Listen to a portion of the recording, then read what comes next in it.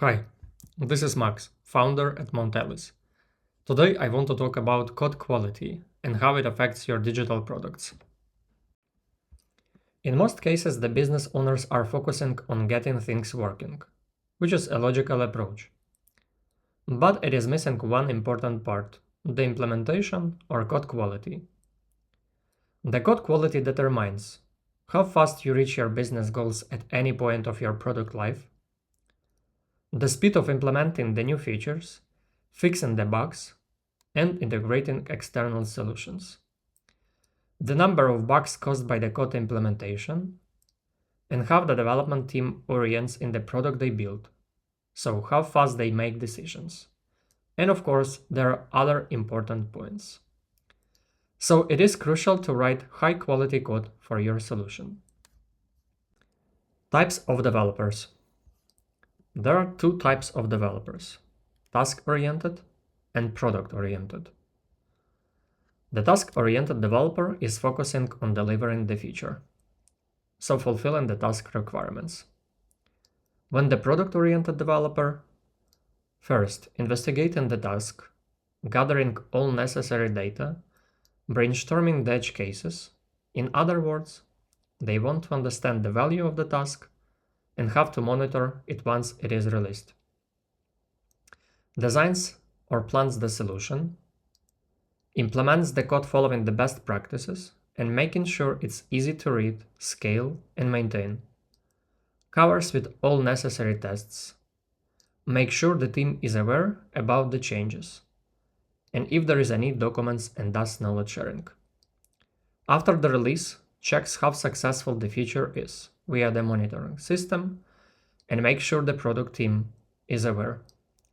In the end, if there are improvements in mind, but no time for it now, they will create a follow-up task with all ideas documented. Of course, not every task requires all of these steps, but this is the product-oriented developer mindset. They know when and what to apply best. As you already understood, the low code is produced in most cases by the task-oriented developer, and high-quality code by the product-oriented. Let's check a few examples of low and high-quality code. First example is this table component. This is the variant of low-quality code. We can see a lot of code for rendering part, then a lot of logic which is connected to this rendering, and the styling. And here is the example of the same implementation, but with high quality code. We can see the rendering part is pretty simple and straightforward. All of the elements are extracted into the reusable components. And so all of the logic connected is extracted as well. Let's check the second example, which is the dynamic form.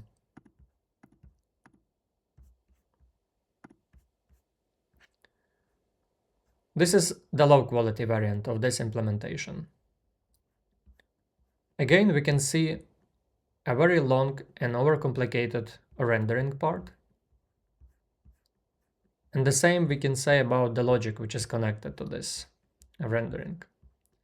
And we have only 3 different types of this form.